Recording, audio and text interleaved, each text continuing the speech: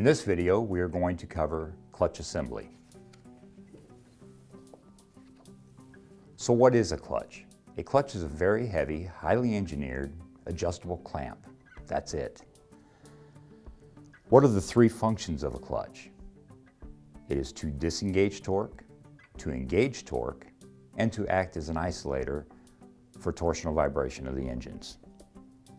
Major components of a clutch: we have the pressure plate assembly, we have the center plate, and we have the driven disc. Types of clutches: we have the angle spring, the diaphragm, and the lever. Clutch specs: plate load.